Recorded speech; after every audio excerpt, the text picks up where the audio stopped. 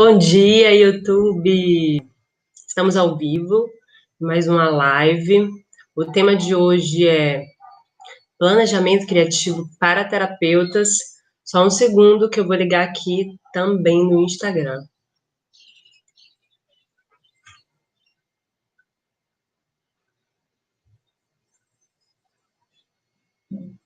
Bom dia! Estamos ao vivo em mais uma live de terça-feira.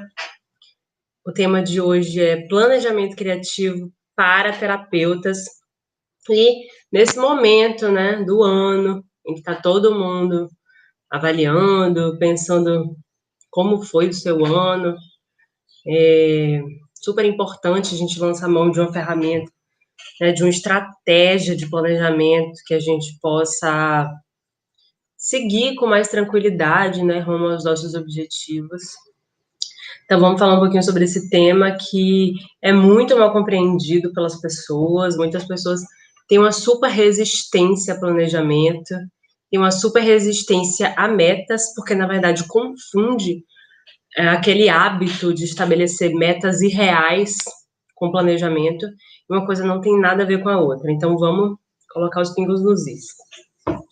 Primeiramente, o que é planejamento, né? Planejar nada mais é do que priorizar. E priorizar implica abrir mão de determinadas coisas. Então, aquelas listas de metas que as pessoas comumente fazem, né, no início do ano, e aí colocam lá um monte de coisa ao mesmo tempo.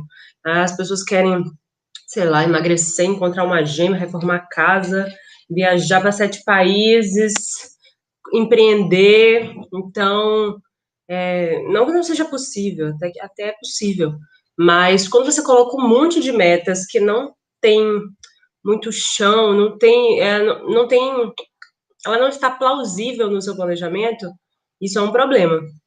Então, primeiramente, planejar é abrir mão, é você saber que existem pontos ali que são uma prioridade e como você vai estabelecer essa prioridade, né? Você vai estabelecer essa prioridade marcando aquilo que você realmente ama, aquilo que você realmente quer colocar energia, aquilo que realmente você quer fazer acontecer. Então não adianta nada, por exemplo, você fazer um planejamento anual e você colocar acordar, tomar café da manhã, sair para trabalhar no meu trabalho. Vamos supor que você queira sair do seu trabalho. Então, não é disso que se trata um planejamento criativo. Planejamento criativo se trata daquilo que você quer criar, daquilo que você quer colocar no mundo. Então, a ênfase está naquilo que você ama muito e você quer realizar. Então, esse é o foco do planejamento criativo. E isso começa pelas escolhas, né? Por essa capacidade de priorizar. E para falar sobre isso, sobre essa capacidade de priorizar, eu gosto muito de citar o Essencialismo, que é um dos livros que eu li em 2020 que mais me influenciaram. Eu adoro esse livro, eu sempre falo desse livro por aqui. Essencialismo é a arte de escolher, em busca de menos, algo nesse sentido, de Greg McKeown. É facinho de achar o livro, é um livro maravilhoso, que fala da importância da gente olhar para a nossa vida, estabelecer aquilo que é de fato essencial para a gente, estabelecer aquilo que de fato é importante para a gente e saber abrir mão das coisas que não são essenciais, mas que atrapalham ir na direção de coisas que são de fato importantes. Então, eu gosto muito de pensar o essencialismo como um elemento que vai me trazer clareza para que eu possa priorizar aquilo que de fato é importante no meu planejamento. Então, primeiramente, foco nisso. Planejar é abrir mão. Não adianta querer abraçar o mundo, não dá conta. Um planejamento não dá conta disso. Pelo contrário, se você colocar tudo que você quer no planejamento, tudo que você acha legal de fazer no ano, você acaba incluindo elementos que, na verdade, vão sabotar os outros. Então, você tem que pensar estrategicamente e incluir elementos que ajudem uns aos outros. O principal objetivo do seu planejamento é tornar plausível os seus sonhos, é tornar eles factíveis, tornar eles viáveis. Então, você tem que enxergar um passo a passo. Se você tem uma meta, um objetivo, um objetivo a conquistar, por exemplo, você quer empreender, você quer abrir o seu consultório, você quer conquistar, sei lá, uma meta de não sei quantos clientes por mês, X clientes por mês, você tem que olhar para o seu planejamento e você tem que ter a sensação de que se você cumprir aquele passo a passo ali, se você cumprir tudo que está estabelecido aí, é impossível não dar certo. Essa é a sensação que o seu planejamento criativo tem que te trazer, de que não tem como não dar certo seguindo aquele script. E eu lembro que por volta de 2013, eu acredito, 2013 foi quando eu me formei em psicologia. Eu resolvi estudar para concurso.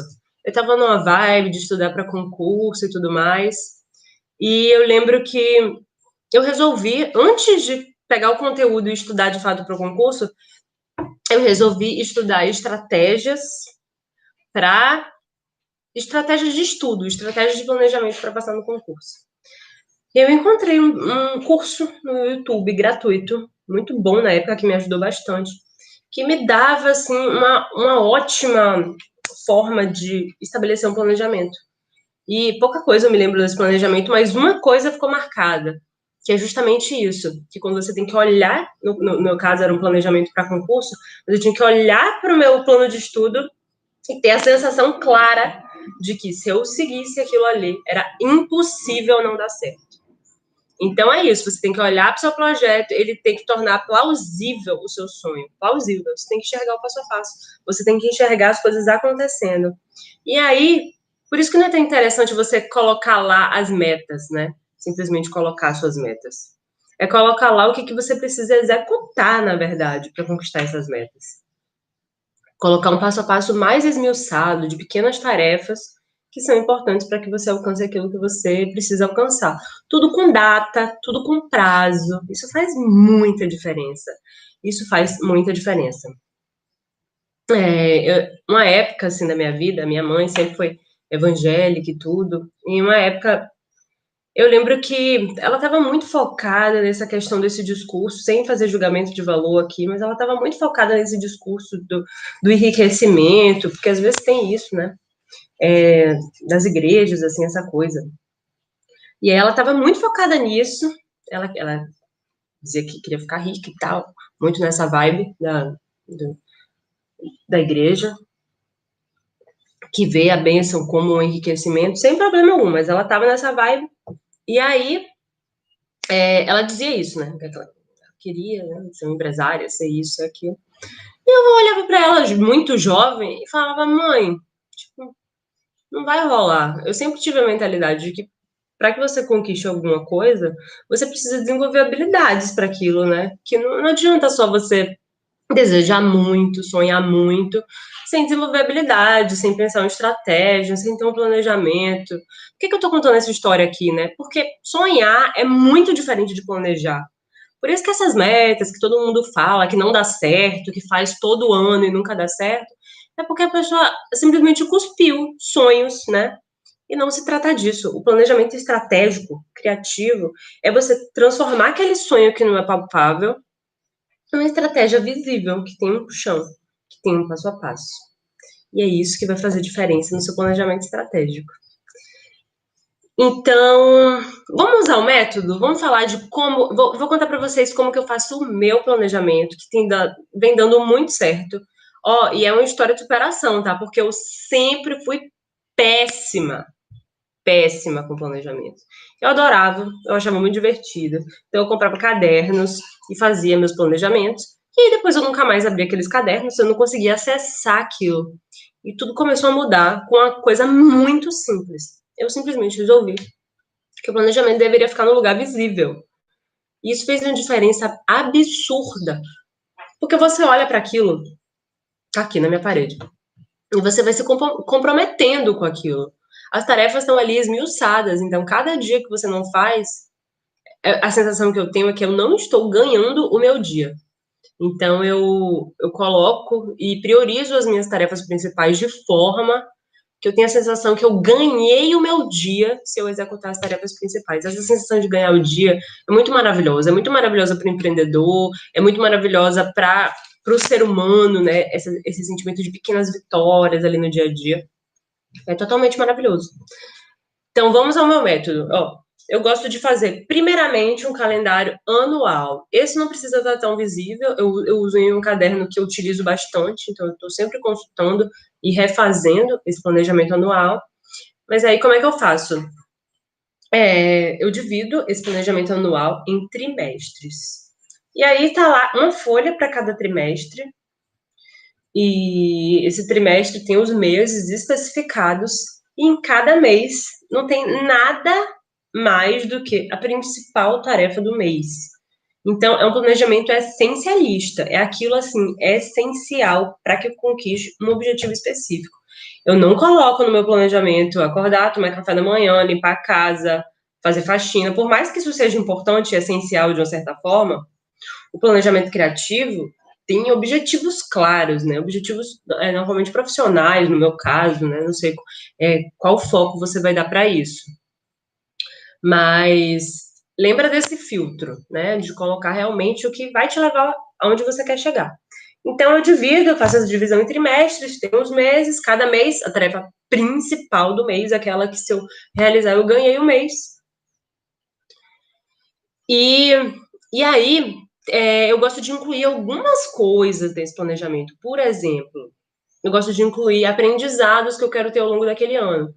Então, por exemplo, 2021 é um ano que eu quero aprender a fazer investimento. Eu quero estudar um pouquinho mais finanças, eu quero entender um pouco mais sobre alguns tipos de investimentos. Então, esse estudo sobre investimentos, esse desenvolvimento na área de finanças, está previsto no meu planejamento anual, porque é algo que eu quero investir, então é um foco que eu quero dar, que vai me ajudar no meu objetivo maior do meu planejamento, que tem a ver com o meu negócio, que tem a ver com a minha empresa, que tem a ver com os meus cursos online. Então, é legal acrescentar esses aprendizados que você quer, né, que você quer investir. Eu também tenho uma seção, no finalzinho de cada página, eu deixo uma seçãozinha, uma fileirinha de papel, para colocar livros que eu quero ler. Porque às vezes já tem vários que estão na minha cabeça, que eu quero colocar ali ao longo dos meses. E eu já deixo anotado ali os que eu sei que eu quero, os que eu vou descobrindo ao longo do caminho, eu vou acrescentando. Isso tem me ajudado a ler muito mais, inclusive. 2020 foi um ano completamente atípico, né? Então, eu tive assim a oportunidade de ficar muito em casa mesmo, principalmente nos primeiros 7 meses. Então eu li muito, muito. Foi um dos anos que eu mais li assim. E isso de você ter os seus títulos anotados ali, mais uma vez, né? Títulos que normalmente te ajudem naquele objetivo daquele planejamento. É óbvio que você pode ler coisas que não tenham a ver, que é necessário, né, mas que vão te arejar, te inspirar, oxigenar a sua mente, com certeza, né? Você pode. Mas eu gosto de incluir no planejamento anual livros que tenham a ver com o assunto que eu quero mais desenvolver. Então tem que ser tudo amarradinho, tem que ser tudo estratégico para o negócio, para que o esquema do planejamento realmente te ajude a andar em uma determinada direção. E aí, é óbvio, né? Você precisa. É óbvio, mas algumas pessoas pecam nisso. Eu já me peguei cometendo esse erro algumas vezes, que é não prestar atenção nas datas, né? Então você está mexendo com o calendário, né? Você está estabelecendo um calendário e você precisa ficar ligado nas datas. Então você tem que ficar atento aos feriados, você tem que ficar atenta a datas importantes de comemoração, por exemplo, da sua família, por exemplo, data de comemoração de casamento, aniversário de filhos. Então essas datas importantes, é legal que elas estejam marcadas no seu planejamento estratégico para que você não sinta frustração de ter que se desorganizar com suas tarefas, ter que reorganizar de uma forma que não fique tão legal. É óbvio que você tem flexibilidade, você vai poder mexer, né, total, mas o quanto você consegue prever um pouco esses eventos importantes, né, da sua vida, mais estrutura, mais organização você vai dando para o seu calendário anual. Então, esse é o anual, né, que eu estava falando para vocês, em caderno dividido em trimestres. Essa divisão em trimestres me ajuda muito, assim, também, porque é uma forma didática de você ver o ano dividido de uma outra maneira. Então, você pode ter uma meta maior para o trimestre e metas um pouquinho menores para os meses, né, e aí você vai visualizando o desenrolar do ano também. E outra coisa que eu acho muito legal de colocar no planejamento que dá muito certo para mim, eu super recomendo, é criar um sistema de recompensa. Então, o que que é isso, né? Quando eu coloco uma grande meta no meu planejamento anual, logo após essa grande meta, eu me coloco uma grande recompensa.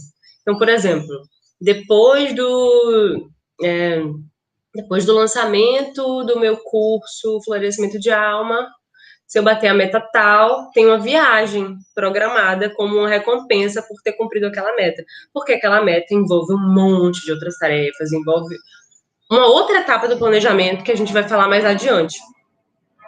Mas começar pelo anual, dar uma visão muito boa do seu ano, daquilo que você quer aprender, daquilo que você quer realizar. É um momento de você parar para pensar, né? De você parar para sentir realmente o que que você quer colocar no mundo, né? Lembrando que o planejamento, ele é visto como às vezes, uma atividade extremamente engessada, mecânica, racional, e não precisa ser. O planejamento ele pode ser um ato extremamente criativo, onde você vai colocar ali no papel aquilo que você quer trazer para o mundo, aquilo que você quer criar, né? Coisas que vão te mobilizar alegria, que vão te mobilizar realização. Então, aproveitem o planejamento anual para isso, para vocês conseguirem vislumbrar um ano, que vocês consigam colocar, né, a energia criativa para circular, consigam tirar projetos caros para vocês do papel, no sentido de que vão te trazer, vai te trazer realização, vai te trazer alegria. Né? Então, olha, é um outro olhar sobre o planejamento, né? Um planejamento de um ponto de vista mais criativo, de um ponto de vista mais feminino. Né? Isso ajuda muito a ressignificar. E na verdade, é muito gostoso você sentar e tornar plausível os seus sonhos, porque você sabe que tem ali um passo a passo muito contundente. Então, eu falei para vocês do anual. O anual eu deixo no caderninho, consulto sempre, atualizo ele, gosto de sempre trazer novos elementos, repensar algumas coisas, se for preciso. É legal fazer a lápis, para que você possa fazer alguma alteração se necessária, porque não tem graça nenhuma planejar se você não tiver flexibilidade para você, né? Então, também é interessante isso, né, essa flexibilidade. E a outra etapa do planejamento é o planejamento mensal. O mensal é o que eu faço questão de deixar aqui na minha parede, no lugar visível, né, no meu ambiente de trabalho. E aí eu sempre estou consultando ele diariamente. Aqui em casa a gente costuma sentar e fazer o planejamento anual, o planejamento mensal. E sempre ir atualizando com as necessidades, né? A gente já consegue prever as tarefas mais importantes do mês. Gente, é incrível as sincronicidades que acontecem depois que a gente começou a colocar esse planejamento mensal. Já aconteceu 2 vezes da gente meio que esgotar o calendário, tipo, cumprir as tarefas do mês inteiro, e exatamente no dia que acabou o calendário, que não estava certinho no final do mês, porque a gente tinha começado uma semana antes, ele estava com uma semana a mais. No dia exato que acabou a última tarefa, a gente automaticamente, sem olhar o calendário, a gente já sentou para elaborar o próximo. Isso já aconteceu 2 vezes. De quando você para fazer, para elaborar as tarefas principais, de alguma forma, e criar mais ou menos uma rotina ali dos dias da semana, isso te ajuda a internalizar essas coisas que você precisa fazer. A internalizar e pensar de um jeito. À medida que você para fazer, você para pensar aquilo como uma rotina mesmo no seu mês. E isso te ajuda muitas vezes a nem precisar olhar mais o calendário tanto, porque você já internalizou aquilo, você já parou para criar, para pensar, para escrever, para colar. Então, ele fica ali como uma pesca. De vez em quando eu posso até esquecer, eu vou lá e dou uma olhada. Mas essa atividade de criar mesmo, organizadinho, da forma mais bonitinha que você conseguir, porque essa coisa visual também bem organizada ajuda muito, tipo, o nosso cérebro a se sentir mais atraído por aquilo. Eu gosto de fazer com post-it. Então eu pego os post-its, pego um papel grande, pego os post-its e vou colando cada dia do mês no post-it, semana a semana. E aí, em cada post-it, mais uma vez, né, aquela coisa do essencialismo. Eu coloco somente as tarefas mais importantes do dia, né? Antigamente eu fazia assim, desse outro jeito que não é o que eu indico hoje em dia, né? Que é você parar, escrever tudo, tipo, acordar, tomar café da manhã, lá, limpar a casa, fazer almoço. Parei com isso. Porque, sabe por quê? Existe uma coisa chamada procrastinação ativa. É quando você começa a fazer um monte de coisas para fugir do que é essencial, para fugir da tarefa principal que você deveria estar executando, que vai te levar onde você quer chegar. Sabe como é que é? Você, sei lá, você tem uma coisa muito importante para fazer, para escrever, digamos. E aí, em vez de parar para escrever, te dá uma vontade louca, alucinada de fazer faxina. Isso já aconteceu comigo várias vezes, não sei se já aconteceu com você. E aí você vai, aí você faz faxina, aí você resolve que você quer fazer uma coisa especial para o almoço, aí você percebe que a sua varanda tá meio suja, tá precisando tirar umas folhas, ou então te dá aquela vontade de plantar uma muda na sua varanda, isso sempre me ocorre. E aí você não fica se sentindo, não dá aquela ansiedade que a procrastinação normalmente dá, mas não deixa de ser. É uma procrastinação ativa. Você inclui tarefas não essenciais para fugir das essenciais. Então, muito cuidado com essa procrastinação ativa. Se você tem um objetivo claro, né? E eu procuro driblar essa questão colocando apenas as tarefas essenciais. Então, em vez de colocar 10 tarefas no meu calendário, no meu post-itzinho do meu dia, eu coloco três tarefas que eu tento executar o mais cedo possível, né? Quanto mais perto da manhã, melhor. Às vezes não é possível, às vezes vai até mais tarde, tudo bem.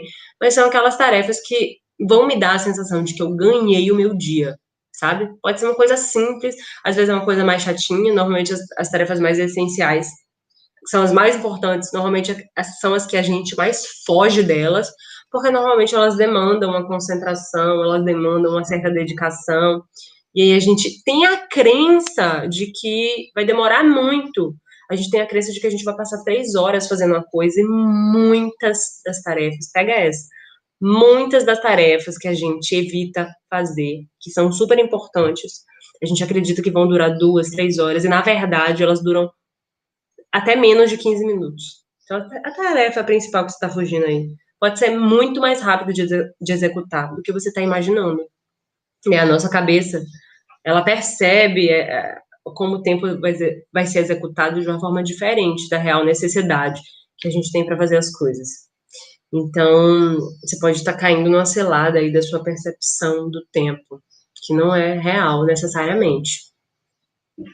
Outra coisa importante assim no planejamento é você conhecer e prever os seus sabotadores. Então, por exemplo, você sabe que na sua TPM, no seu período pré-menstrual, você já costuma ter menos vontade de exposição, por exemplo. Ou então você fica um pouquinho mais com vontade de dormir um pouco mais cansado, um pouco mais recolhida, vamos supor. É legal você prever isso no seu planejamento. Você não vai planejar, tipo, uma palestra, sei lá, uma live, seja lá o que for, que demande exposição nesse dia. Então é legal você conhecer. Eu coloquei sabotadores, mas não é necessariamente um sabotador, mas é algo seu, né? Que se você prestar atenção, se você conseguir observar esses padrões, né, de comportamento, você consegue criar um planejamento mais conectado ainda com quem você com respeitando, né, os seus limites e aproveitando suas potencialidades, né? Por exemplo, se você percebe que no período fértil isso é muito comum. Algumas mulheres ainda não se atentaram para isso, mas muitas já. No período fértil, normalmente é uma fase do ciclo feminino que as mulheres ficam mais criativas, ficam mais comunicativas. Isso é legal para estabelecer, por exemplo, no seu planejamento mensal, um período para você criar mais, enfim, estar mais em movimento nessa área, né? Se comunicar mais, se expor mais, porque você vai ter uma ajudinha da natureza aí, entendeu? Da sua natureza, a partir desse autoconhecimento. Então, e também, além desses aspectos seus de autoconhecimento, é legal você prever também os sabotadores. Então, você já sabe que, por exemplo, depois do almoço, é aquela preguicinha que não necessariamente você consegue sentar e fazer uma atividade mais concentrada, enfim. Então, para esses momentos, é legal você incluir no seu planejamento, por exemplo, um tempo de descanso, porque aí você vai estar cumprindo, entendeu? A sensação de você estar cumprindo para o seu cérebro, né, para você, assim, é muito maravilhosa. Você tá com a sensação de, aquela sensação de fazer o check das tarefas do dia, né? Isso é algo muito prazeroso. Então, preveja, inclua seus sabotadores, chame eles para dançar, inclua eles no seu planejamento. Se é uma soneca depois do almoço, tudo bem incluir uma soneca depois do almoço, sabe? Então, é legal você trazer esses elementos para o seu planejamento. Isso vai tornar ele único, é isso que vai tornar ele de fato criativo, é isso que vai tornar ele de fato conectado com você. Porém, tem um ponto de atenção aqui que eu preciso trazer, porque é uma coisa que está extremamente difundida e tal. Tem que ter muito cuidado também com esse discurso totalmente good vibes, com esse discurso de que é, essa questão de respeitar o seu próprio tempo é algo muito legal mesmo, né? É algo para a gente prestar atenção. Mas também tem um ponto aí que isso pode vir a se tornar uma desculpa para procrastinação. Então a pessoa vai, né, tomando esse discurso, né, para dizer para ela mesma que não está na hora, de que não é o momento ideal, de que tudo acontece na hora certa. Então a pessoa acaba usando esse discurso para sabotar o seu próprio projeto, né? Para entrar num ciclo de procrastinação, utilizando esse discurso de que ela está apenas se respeitando, de que apenas não é o momento, né? Então, cumprir um planejamento anual, um planejamento que tem uma meta criativa de algo que você quer desenvolver, exige um tantinho também de você virar um tratorzinho, de você, tipo, trazer também o elemento faca na caveira, sangue no olho, exige uma certa agressividade que deve ser transmutada, que deve ser aproveitada, né? Essa energia agressiva para realizar, para fazer acontecer, mesmo que você não esteja na sua melhor forma, mas que você faça o pouquinho que você estabeleceu, o essencial que você estabeleceu, porque senão as coisas não acontecem. Eu conheço várias pessoas, eu tenho várias amigas que ficam nessa e acabam ou tendo um processo extremamente atravessado por períodos gigantes de procrastinação, acabam realmente não levando os projetos adiante, ou então acabam simplesmente esquecendo, aí mudam o projeto, aí mudam a proposta, porque a pessoa fica realmente acreditando que a coisa vai acontecer na hora certa, no momento certo, e o que diferencia mesmo, assim, quem faz o negócio acontecer de quem tá só patinando é realmente uma determinação em executar ali minimamente o essencial do seu plano, né? Porque muitas vezes você pode incluir coisas que não são essenciais no seu plano, que você tá crente que vai te ajudar, mas que na verdade é uma certa distração, mas que na verdade são também elementos de te afastar um pouco daquele objetivo principal né, que você deve setar, né, apontar. Isso pode acontecer com todo mundo. Mas presta atenção nesse discurso, presta atenção nesses elementos aí que podem realmente sabotar os seus projetos. E outra coisa que eu acho maravilhoso incluir também no planejamento é comemorar pequenas vitórias. Então, às vezes, você tá lá, você tem umas tarefas que você precisa cumprir do seu planejamento, você vai lá e cumpre. E quando você vai lá e cumpre, você pode ter a tendência a imediatamente querer passar para uma outra tarefa. Tipo, uau, conseguiu fazer isso aqui chatão. Às vezes tem umas coisas chatas também, né? Mesmo quem tá fazendo um projeto criativo, não tem só coisa legal, tem umas coisas mais que demandam mais energia, né? E quando você vence aquilo, você automaticamente quer passar que nem um trator por cima das suas conquistas. Um trator por cima das suas pequenas vitórias. Então, eu sempre me policio para quando eu faço uma pequena conquista que eu considero importante, essencial, eu parar para um momento de celebração. Parar para um momento de celebração, para você digerir aquela conquista, para você perceber como é bom fazer as coisas que você quer, que você acredita, como é bom dar forma para os seus sonhos, para o seu projeto, vivenciar, saborear um pouco essas pequenas vitórias.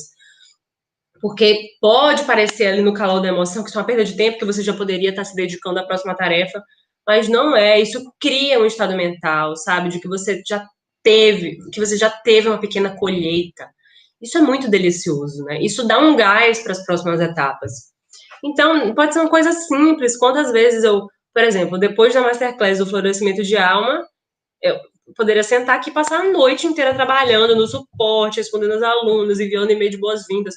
Coisa para fazer não faltava, mas eu achei por bem parar o que eu estava fazendo, porque tinha sido uma conquista para mim, né, importante. Parar e, tipo, poxa, fazer um jantarzinho em casa com meu marido para comemorar aquele momento, digerir aquela pequena vitória, né, digerir aquilo, entender que aquilo aconteceu, para passar para as próximas etapas mais vitalizada, mais tendo realmente colhido ali o frutinho de uma pequena vitória. Isso é muito delicioso de você incluir no seu planejamento. Pequenas recompensas, né? Pequenos presentes que vão oxigenando o seu gás para ir mais na direção daquilo que você quer. Ah, a Suzana tá aqui, que legal. Que mais? Nunca escrever as tarefas não essenciais no seu planejamento, isso já falei aqui para vocês, é super importante, né? Essa seletividade, vou falar novamente porque isso é a parte que as pessoas mais erram na hora de fazer um planejamento criativo. Querer incluir, poxa, não precisa incluir o momento de molhar as plantas, não precisa, por mais que seja essencial e importante para você, dê forma para o seu planejamento, deixe que o seu planejamento te diga, te transmita uma determinada mensagem. Não deixe que ele seja uma miscelânea de coisas que você simplesmente tenha que executar, como se você fosse um robô, como se você fosse apenas uma máquina de execução. Aí você acorda, você olha aquela lista gigante de tarefas, aí você percebe que entre o café da manhã e lavar a louça, você não tem um minuto. E não é assim que o nosso dia se desenrola. O nosso tempo ele é completamente elástico, né? Às vezes a gente pode jogar com tarefas que são importantes, que fazem parte do nosso dia a dia, mas que a gente não precisa, a gente precisa exercitar esse filtro do essencial e do não essencial. E esse filtro do essencial e do não essencial está muito conectado com os nossos valores. Está muito conectado com aquilo que a gente percebe como sendo algo realmente importante para a nossa vida. Ou seja, o que é essencial é aquilo que está conectado com o nosso ideal de sucesso, com o nosso ideal de bem-estar. É aí que mora o filtro, é aí que você vai decidir se uma coisa entra ou não entra no seu planejamento. É aí que você vai decidir se uma coisa dialoga ou não dialoga com aquilo que você quer criar no seu planejamento criativo. Então, essencialismo, assim, é o meu mantra de 2020, gente. Implica dizer não para determinadas coisas legais, coisas boas, mas que não são para agora, não são. Se você abrir mão daquilo, você vai conseguir fazer tantas outras coisas que você já queria fazer há tanto tempo e não conseguia. Então, isso passa por gestão de relacionamentos, isso passa por dizer não para certas circunstâncias que não necessariamente você está afim. Isso é muito importante. Quando você começa a exercitar mesmo o essencialismo, selecionar o que é importante para você, você começa a perceber que tem várias coisas que não são tão importantes. Que tem muitas coisas que são muito mais demandas do outro do que suas. E você começa realmente. Eu percebo que as minhas relações elas se tornam um pouco mais verdadeiras, porque eu estou quando eu sinto de estar, quando eu quero estar, quando eu sinto um chamado do meu coração. Quando não, eu prefiro pegar essa energia e colocar ali no meu projeto. E, enfim, essa gestão, né, de para onde você doa a sua energia, né, onde você coloca. Isso traz energia para o planejamento. Às vezes você precisa fazer uma gestão, tirar um pouco a energia que está muito espalhada em várias áreas da sua vida, trazer essa energia para o seu projeto, dizendo alguns nãos. Não temporários, colocar alguns limites. Agora não, hoje eu não quero, hoje eu não estou sentindo realmente tanto o chamado. E aí você vai se escutando um pouco melhor também. Quando você faz isso, você ganha muita energia. Você ganha muita energia para mobilizar o seu projeto. Isso faz muito sentido para mim, assim. Eu cada vez gosto mais dessa pegada essencialista, cada vez analiso mais o que é essencial, o que é viagem, o que é perda de tempo, o que é para o outro, sabe? Apenas para o outro, enfim. E aí, é muito legal fazer essa gestão. Bom, agora falei o básico de como que é o meu planejamento, né? Agora eu quero trazer alguns óleos essenciais que podem ajudar nesse processo.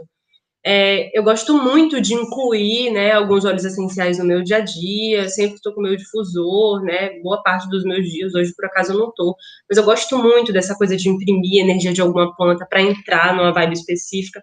E como a gente está falando de planejamento, eu escolhi 3 óleos essenciais para esse momento que eu acho que tem tudo a ver. Vou falar um pouquinho sobre cada um deles.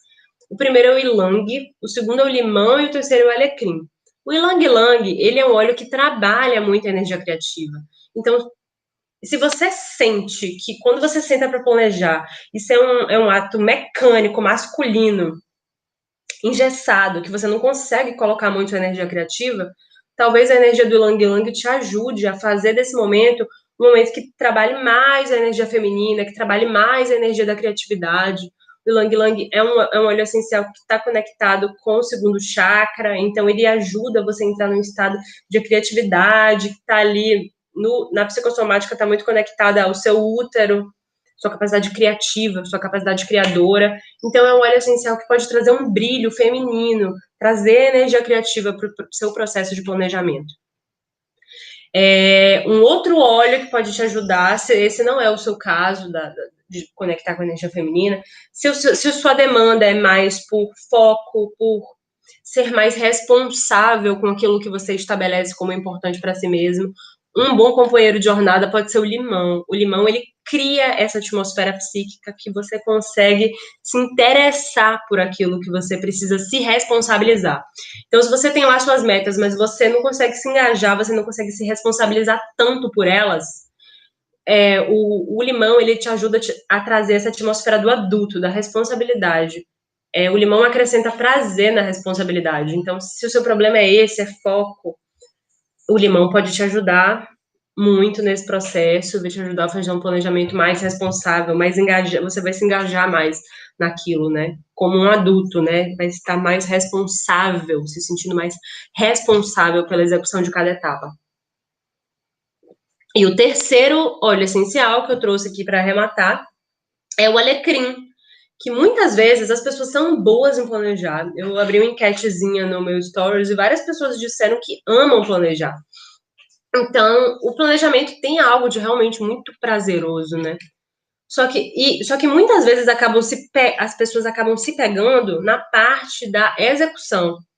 Então a pessoa faz lá o planejamento lindo, mas por não seguir alguns critérios, tipo essencialismo, tipo coisas que você ama, tipo coisas realmente importantes que vão te levar ao objetivo, enfim, por vários motivos, a pessoa acaba se travando na hora de executar, na hora de colocar aquilo em prática.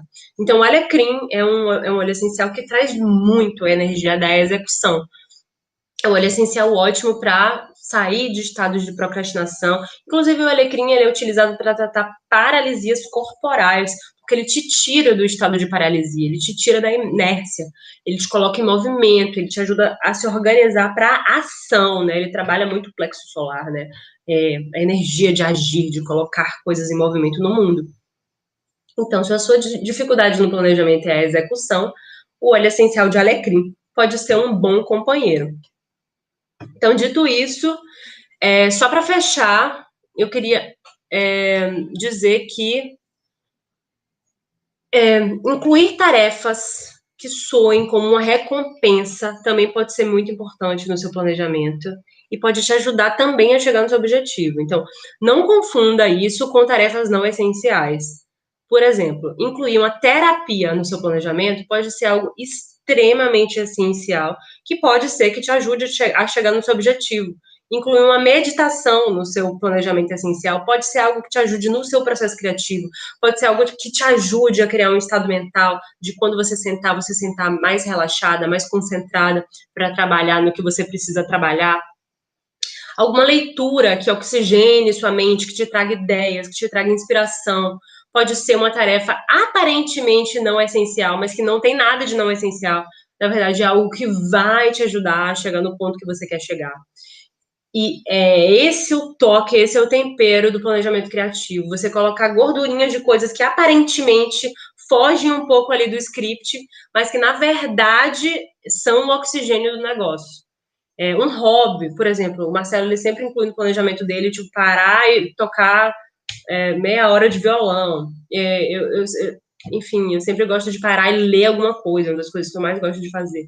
Normalmente coisas que me ajudem, que tenham a ver. Então, se liga nessa dica, né, de incluir alguma coisa que soe como uma recompensa, sabe? Tem que ser algo que seja muito gostoso para fazer, porque aí você já vai conseguir incluir ali elementos de prazer, né? Já vai soar como uma recompensa.